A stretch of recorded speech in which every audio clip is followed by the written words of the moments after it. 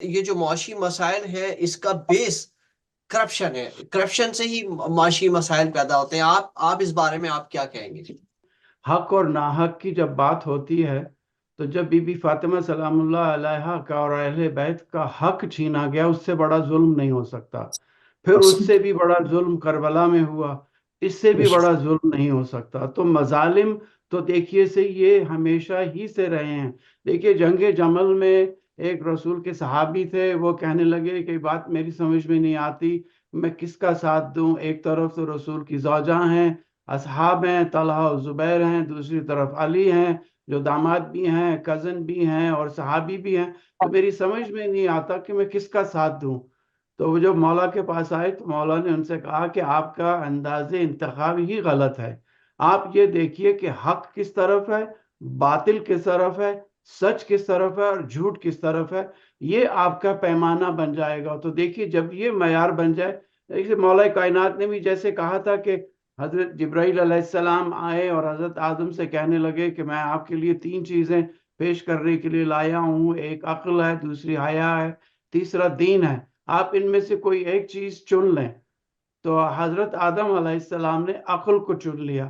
جب عقل کو چنا تو باقی دو نے جبرائیل علیہ السلام کے ساتھ واپس جانے سے انکار کر دیا کہ ہمیں حکم ہے کہ جہاں عقل ہوگی وہاں پہ دین بھی ہوگا، اور وہاں پہ جو ہے وہ آپ کی یعنی حیا بھی وہیں پہ رہے گی۔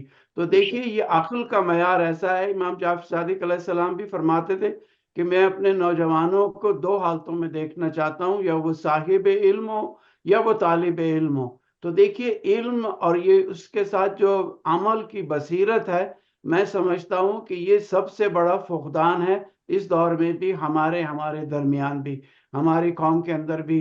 اور امام جعفر صادق علیہ السلام جب کلاس لیتے تھے تو پیچھے ایک تختی لگی ہوتی تھی جس پہ لکھا ہوتا تھا کہ یتیم وہ نہیں ہے جس کا باپ مر گیا، یتیم وہ ہے جو علم سے محروم ہے۔ تو دیکھیے ہمارے پاس جو یتامت کا جو لیبل ہے وہی علم سے ہماری دوری ہے۔ اب دیکھیے ہمیں چاہیے اپنے نوجوانوں کے لیے بھی خاص طور پہ کہ ہم جتنے بھی علوم ہیں ہائے آل محمد ہیں، ان علوم میں ہم اپنی نوجوان نسل کو اس قدر آگے بڑھا دیں کہ جب انہیں لوگ دور سے دیکھیں تو وہ کہیں کہ ہو نہ ہو یہ در آل محمد سے متصل لوگ ہیں۔ اور جب دیکھیے ہماری یہ شناخت ہو جائے گی کہ ہم در آل محمد سے متصل ہیں، تو میں سے یہ سمجھتا ہوں کہ وہ اسباب ہیں، وہ آثار ہیں مولا کے ظہور کے، کیونکہ تمام مسئلے اور مسائل اسی سے ہی حل ہوں گے۔ وقت کے ساتھ ساتھ جیسے ہی وقت بڑھتا چلا جائے گا، ہمارے علم میں بھی دیکھیے اسی طرح سے اضافہ ہوتا۔ مولا کائنات نے بھی کہا تھا کہ دین کا کمال جو ہے وہ طلب علم اور اس پہ عمل کرنے میں ہے۔ اور دیکھیے یہ ہمارے لیے سب سے اہم بات ہے۔ میں آپ کو واقعہ یاد دلاتا ہوں کہ جب حشام کے پاس عبداللہ یسانی وہ آئے اور آ کے کہنے لگے، وہ بھی انہی کی طرح سے، ابو سفیان کی طرح سے ڈرائیو تھرو مسلمان تھے کہ 7 گھنٹے میں مسلمان لے آئے تھے، دین پورا سمجھ میں آ گیا تھا۔ تو ان کی سمجھ میں نہیں آیا، کہنے لگے یہ مجھے یہ بتائیے کہ کیا آپ کا اللہ اس پوری دنیا کو ایک انڈے میں بند کر سکتا ہے؟ مجھے یہ آپ کو میں مہلت دیتا ہوں، جب تک آپ چاہیں اس کا مجھے جواب دیں۔ تو وہ بیچارے شام بھاگتے ہوئے آئے مولا کے پاس، امام جعفر صادق علیہ السلام کے پاس، اور انہوں نے سوال کیا، مولا یہ ممکن ہے کہ اللہ اس پوری دنیا کو ایک انڈے میں بند کر دے؟ اب دیکھیے یہ سائنٹیفک کویسچن ہے۔ تو مولا نے مسکرا کے اس سے کہا کہ دسانی یہ بتاؤ ہشام کہ تمہارے کتنے حواس خمسہ ہیں؟ اس نے کہا کہ مولا 6 حواس خمسہ ہے، 5 حواس خمسہ ہے۔ تو مولا نے کہا کہ ان میں سب سے چھوٹا کون سا ہے؟ اس نے کہا کہ میری آنکھ ہے، بینائی، دیکھنے کا عمل۔ تو مولا نے کہا کہ اس آنکھ سے کیسے دیکھتے ہو؟ اس نے کہا کہ ایک چھوٹا سا جو ہے وہ ایک لینٹل کے برابر ایک دانہ ہے جس کے ذریعے سے دیکھا جاتا ہے۔ تو مولا نے کہا اوپر دیکھو، نیچے دیکھو، دائیں طرف دیکھو، بائیں طرف دیکھو، اپنے چاروں طرف دیکھو۔ جو اس نے دیکھ لیا تو مولا نے کہا کیا دیکھا تھا؟ کہنے لگا مولا میں نے آسمان کو دیکھ لیا، پرند اڑتے ہوئے دیکھ لیے، درخت دیکھ لیے، دریا دیکھ لیے، پہاڑ دیکھ لیے، سمندر میں نے گھروں کو دیکھ لیا۔ تو مولا نے کہا کہ وہ قادر مطلق جو ایک یعنی دانے سے بھی چھوٹی قوت بصارت میں جو ایک لینز ہے اس میں یہ ساری چیزیں سمجھ سکتا ہے، اس کے لیے کیا بڑی بات ہے کہ وہ جو ہے وہ پوری کائنات کو ایک انڈے میں سما دے۔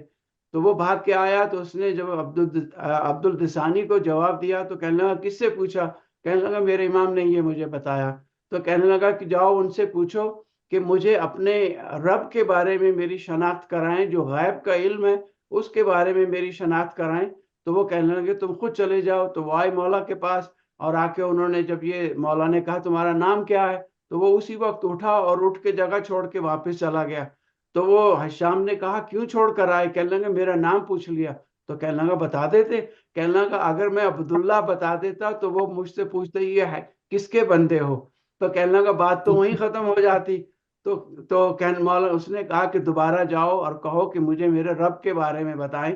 تو جب وہ آیا تو اسی وقت ایک امام زادہ ایک انڈا لے کے جا رہے تھے، اور انہوں نے کہا کہ یہ انڈا مجھے دے دو۔ جب انڈا لیا ہاتھ میں تو پوچھا یہ کیا ہے؟ کہنے لگا مولا انڈا ہے۔ کہنے لگا یہ ایک بہت بڑا قلعہ ہے، اس کے باہر ایک سخت جھیلی ہے، اس کے اندر ایک بہت ہی سافٹ جو ہے وہ میٹر ہے، جس میں دو، ایک تو ایگ یوک ہے اور ایک ایگ وائٹ، یہ دونوں ساتھ ساتھ رہتے ہیں مگر ایک دوسرے پہ ضد نہیں کرتے، سبقت نہیں لے کے جاتے۔ یہ ان کو کس نے بتایا کہ انہوں نے اپنے اپنے مقام پہ رہنا ہے؟ اور اس انڈے کو دیکھو، اس میں سے اگر جو ہے وہ آپ کو پیکاک نکلتا ہے تو اس پیکاک کے اندر کون بیٹھا ہے جس نے کلرز کو کلر کیا ہے، اس میں رنگ و نقش و نمود بنائے ہیں۔ تو دیکھیے یہ یعنی جب اس نے سنا تو اسی وقت بیٹھا رہا، خاموش رہا۔ اس کے بعد کہنے لگا کہ اشہد ان لا الہ الا اللہ و اشہد ان محمد رسول اللہ، آپ ہی حجت خدا ہیں۔ تو دیکھیے جب امام آئیں گے اور اپنے یعنی جو قرآن کے اور معصومین کی کلام میں جو اسرار و رموز پوشیدہ ہیں جب وہ منکشف کریں گے تو پوری کائنات مولا کے حلق احاطہ سرنڈر کر دے گی آپ کے آگے۔ اور خاص طور پہ عیسائی جو اتنی تعداد میں ہیں، جب وہ حضرت عیسیٰ کو دیکھیں گے کہ انہوں نے جو ہے وہ سرنڈر کر دیا تو وہ سب کے سب سرنڈر کر جائیں گے۔ تو دیکھیے وہ ایک نظام ایسا بنے گا کہ جس میں عدل، انصاف، عقل، فہم اور فراست کے تقاضے بروئے کار لاتے ہوئے کوشش یہی ہوگی کہ اللہ کے جو پوشیدہ اوصاف ہیں ان کو منکشف کیا جائے تاکہ تمام کائنات سجدہ شکر میں اور سجدہ ربوبیت میں جھک جائے۔